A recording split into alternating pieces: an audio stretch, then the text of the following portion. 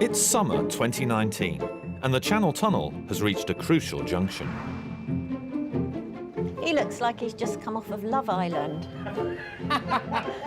As its 25th anniversary celebrations collide with the uncertainty of Brexit. But one thing is certain, this is a momentous year. As one era ends... What happened to Eurotunnel stays in Eurotunnel. and another begins at the longest undersea tunnel in the world. Right, everybody out your cars!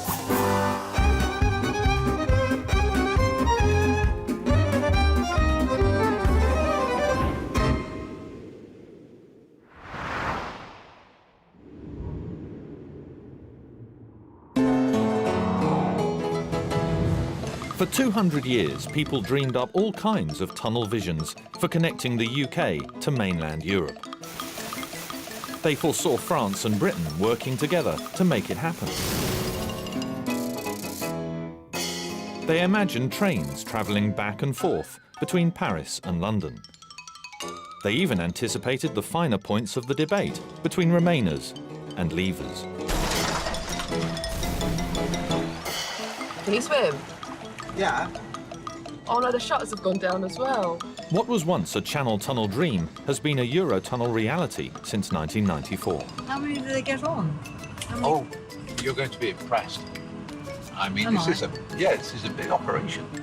Eurotunnel runs the busiest railway system in the world, with up to 400 trains a day taking the submarine route between the UK and continental Europe. Are we going on an actual train? No, it's a submarine. It's a submarine! Shut up! No, it's not a submarine. It's a train. It is a train. But the trains don't just go between London and Paris, and they don't just carry foot passengers. They carry lorries, coaches, vans. Good morning. It's his first time driving. And lots of very expensive cars. I tell you who I feel sorry for, all the people that don't know this is Le Mans weekend. Yeah, don't realise.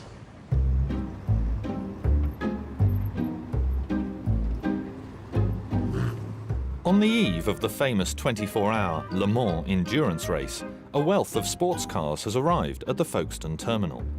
But getting to the trains is turning into an endurance test of its own.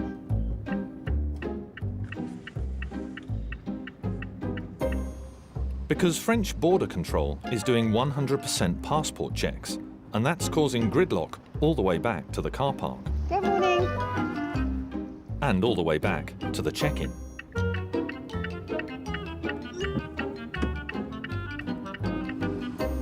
So passenger coordinator Sarah Smith Behind that Audi, sir, please. Thank you. is doing her best to keep things moving. Hello, sir. We'll just get this line moving here. And, oh, he's going to go there, so you can just follow that one or the red one. It's entirely up to you. Oh, that's a bit tight. Oops.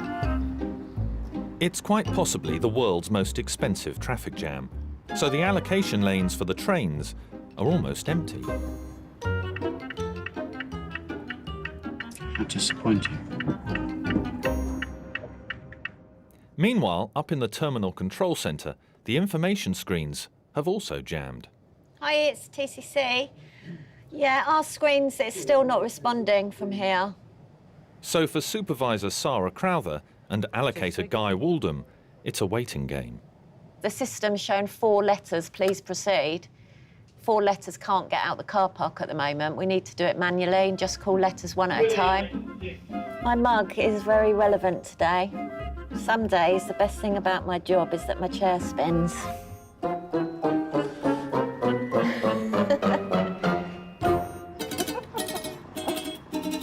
The best thing about Sarah Smith's job today is that she can tick revving a supercar engine like mad off her bucket list. I love it. Doesn't it just sound delicious? I've got my own Ferrari. After going nowhere fast, there's a multi-million-pound convoy on its way to the trains, just in time. And at the terminal control centre, the screens are working again. And with traffic moving through the lanes, Sarah and Guy can do some window shopping of their own. Guy, you'd look better in one of them than this man does. I'll take that as a compliment. You can't get much shopping in one of them, though, can you? Guy, when we win the lottery, we'll both buy one. Shall we? Park out here and do an early shift before we say, sorry, we're leaving. Yeah, good shout. Go on, put your foot down, son. These may be some of the fastest road cars in the world, but on the Eurotunnel shuttles, they only go as fast as every other car. 140 kilometres an hour. The fastest way through the tunnel is on foot, as a foot passenger on the high-speed Eurostar trains. I'm on the train. Yeah. I've got a seat. Yeah. That's the important thing. Excellent. Well, if you need anything during the journey, just give one of us a shout. Eurostars go under the sea at 160 kilometres an hour, going from London to Paris in 2 hours and 20 minutes.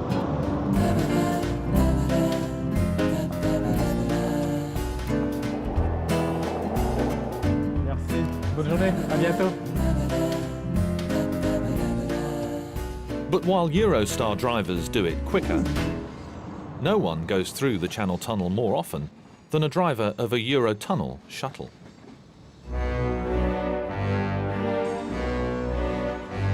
It's March 2019, and 150 applicants are facing 4 quick-fire exams to see if they've got what it takes to drive the Eurotunnel locomotives.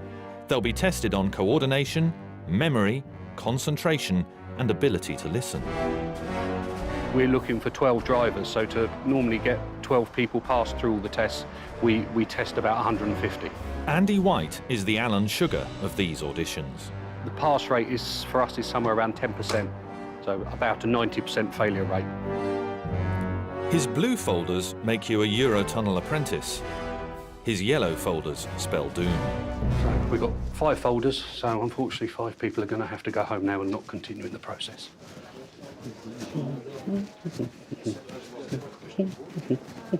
If they came out with the yellow folder under their arm, that meant someone was going home, and you all just prayed that it wasn't you. Every time he comes out with the yellow folders, you think, oh God, am I in that yellow folder pile? OK, just all line up, stand over there for us, that'd be...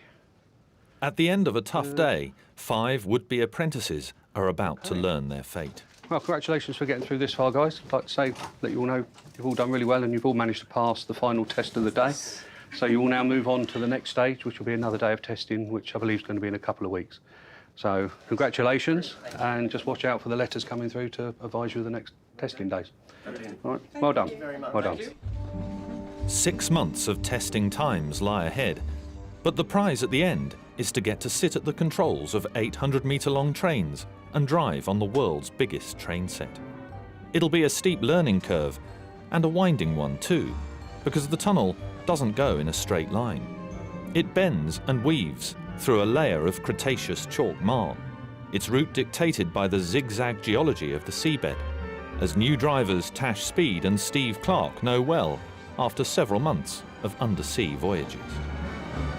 You don't just go down and then come back up. There's different points where we sort of go like this, the tunnel goes like this as well. It's accelerating and decelerating at different points, because obviously the tunnel is like a roller coaster.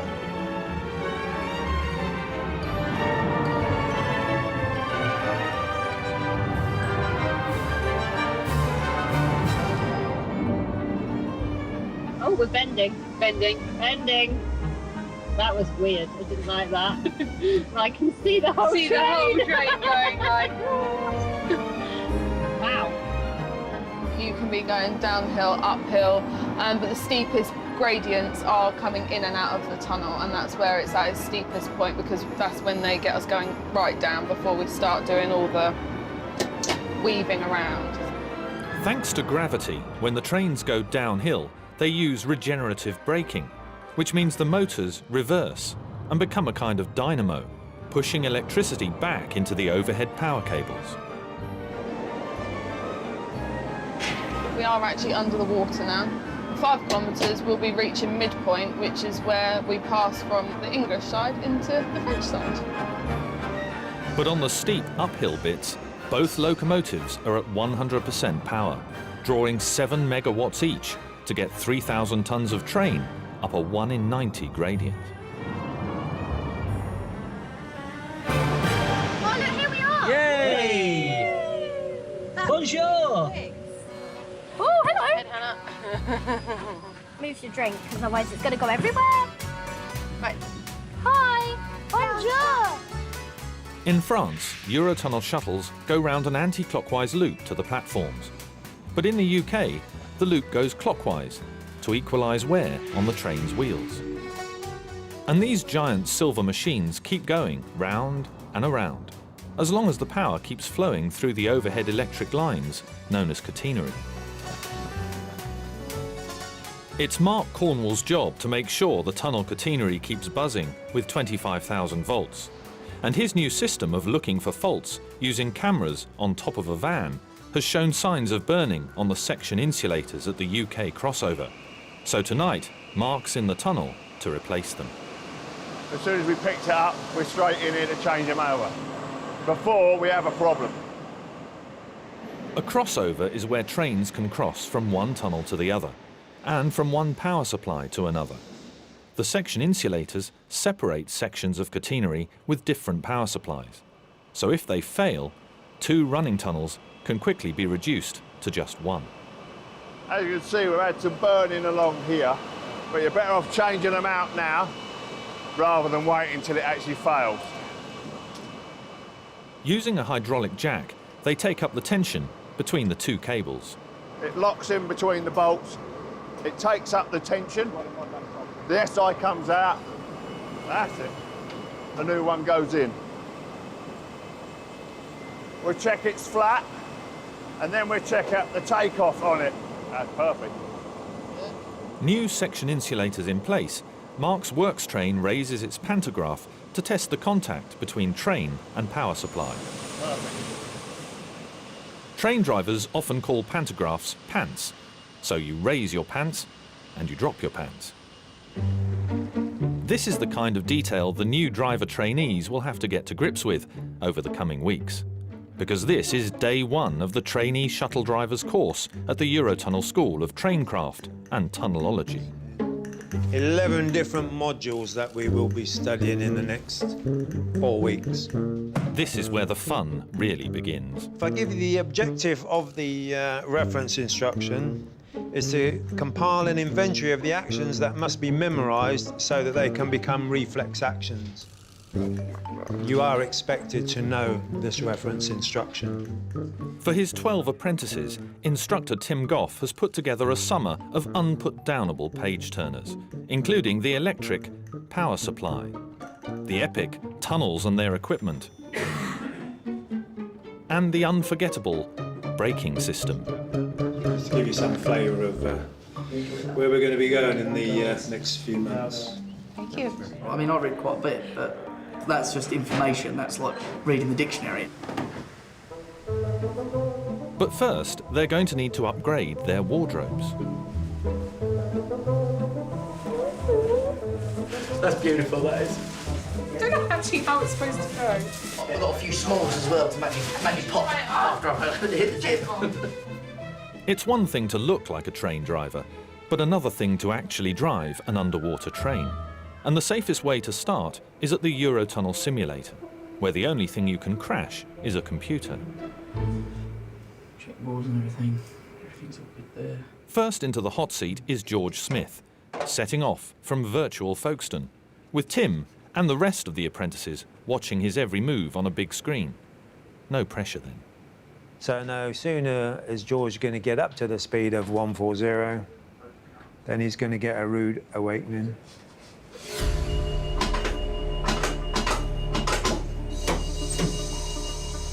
He's gone for the secondary Batmar pedal. So if we watch George now, he's going to get block weds, which means it's not safe to continue. Oh.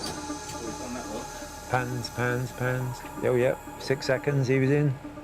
It was a close call, but George dropped his pants just in time. Dope. Next up, Danielle Pinfold. I wonder what they're going to do to me. Danielle's got a simulated fire to contend with and has to make it to a safe zone. Fabulous. Can't get the phone off. Can you confirm safe for you? Yes, safe for you confirmed. Thank you. Thank you. Now, see, she's hit the smoke. If she stops in the right place, her virtual passengers can get safely off the train and quickly into the smoke-free air of the service tunnel. She should hopefully be stopping perfectly with the diamond. There's more people on the track. So everyone's evacuating down the wrong side. Finally, keeping it real all the way to computer-generated Calais, it's Dave Sinstead. Get some speed up. Should have a bit of fun and take his brakes away when he's stopping on the platform. Yeah. Is that a bit of fun?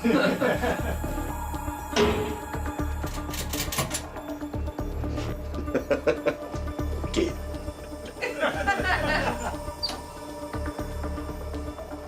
He told me he wasn't going to be horrible to me, but he lied.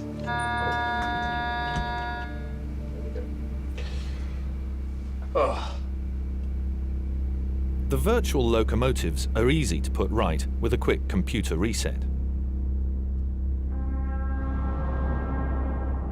But if a real shuttle needs repairs, it comes here.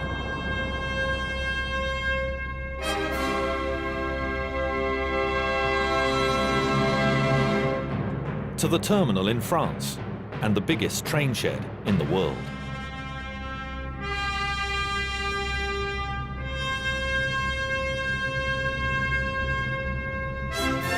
This is where engines get an overhaul, brakes get replaced, and technicians keep fit, just getting from one end of the shed to the other.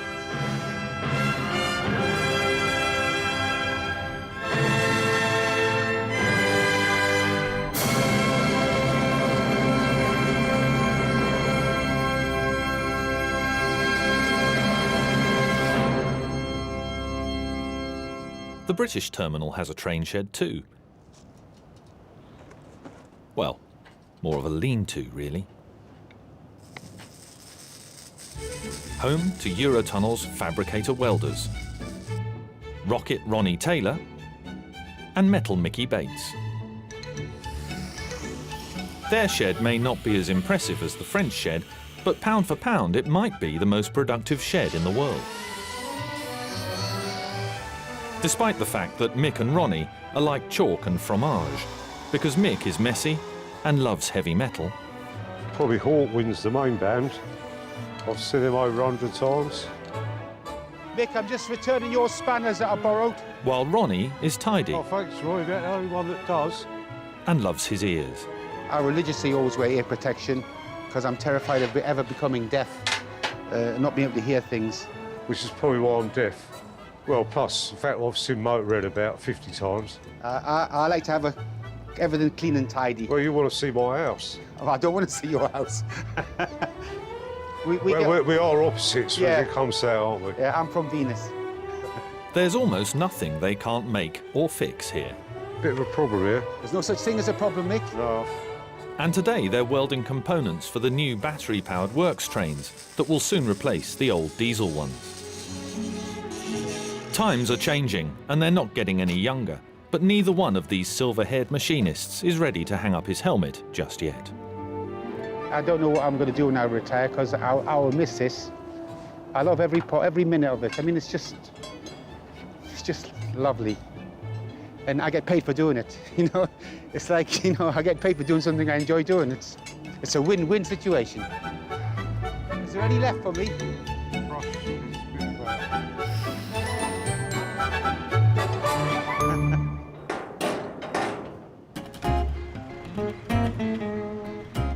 In Calais, allocation coordinator Didier Burdin still has many years to go before his retirement. But one of his British colleagues is about to call it a day. So Didier has a very specific cake order to fulfill on his way to work in Folkestone. Bonjour.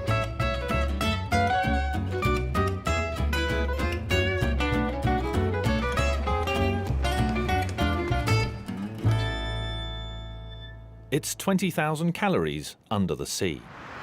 But on arrival in England, Didier makes a shocking discovery. There's one missing. He's one cake short of a patisserie. And the missing chocolate cake is the favourite of soon-to-be-retired Penny Robinson. I am an upset woman. I didn't know what it was a favourite cake, but now we know. It's a mistake Didier won't make again, because Penny will be retired next time he comes back, having devoted her whole working life to cross-channel transport. I've worked for the Hovercraft, the Sea Cats, at Pinot Ferries, so I've been over, under and across this bit of water. What else is there left to do?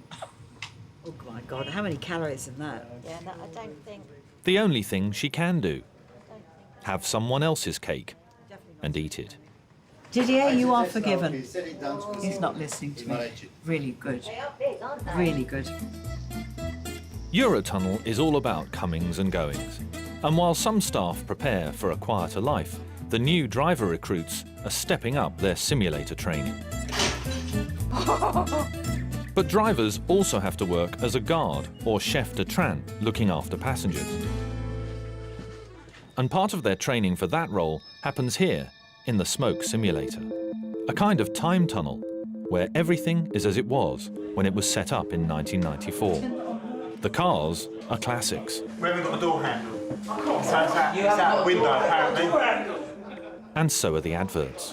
What's FF per litre? French francs. French francs? Bit before my time. But before anyone can dwell on what life was like before the Euro, Andy is going to turn up the heat.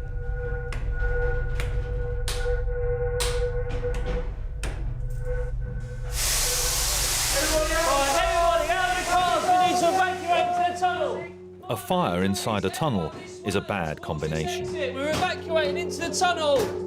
And it's the chef de train's job to get everyone out of the train as soon as possible. Anyone follow me this way, please? Follow out to the left. And quickly into the service tunnel, a safe haven where high-pressure air keeps smoke out. Follow me this way!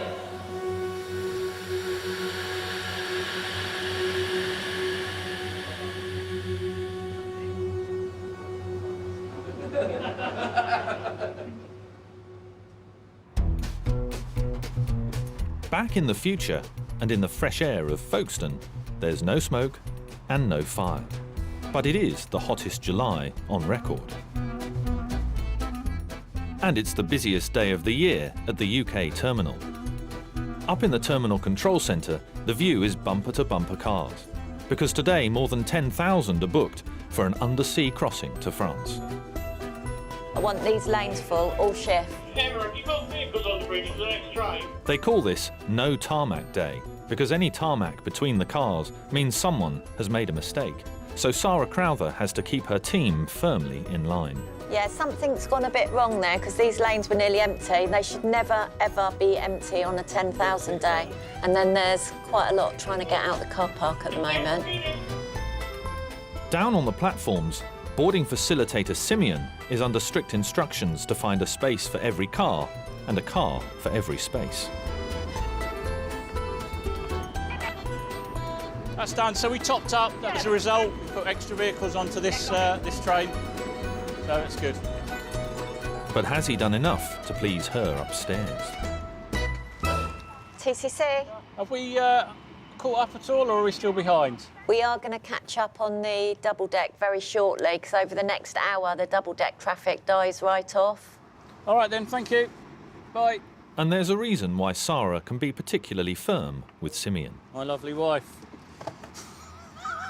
He hasn't texted me moaning, so everything must be okay today. The day has been stressful but successful. And between them, Eurotunnel and the Crowthers have sent 10,200 cars on their way to France. So this is the actual slow lane.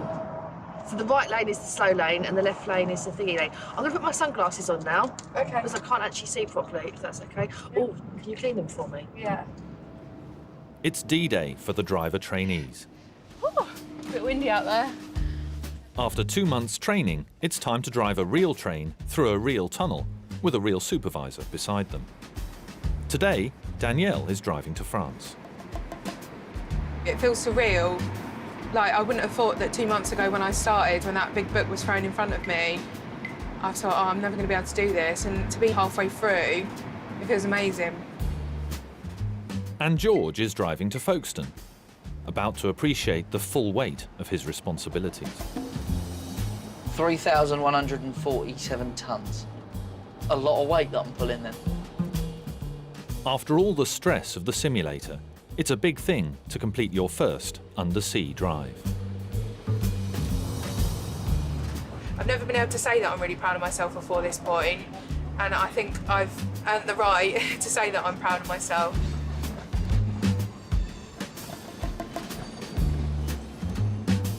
I'm happy with it. The lorry's getting offloaded now, so I must be in the right place. It's a learning curve, isn't it? It's the first day, it's all good.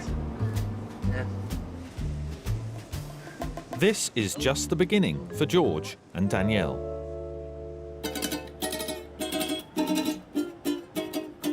But it's the end of the line for Penny, and she couldn't be happier. 7-day weekends from now on. No more shifts. Oh, baby, go. Oh, how lovely to see you. I love working with you.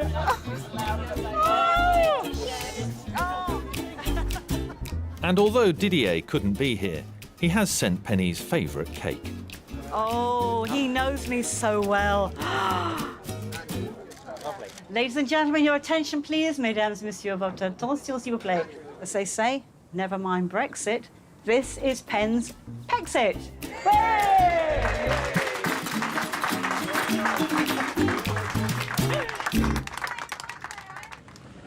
Do you reckon they'll rename it after we come out of Brexit?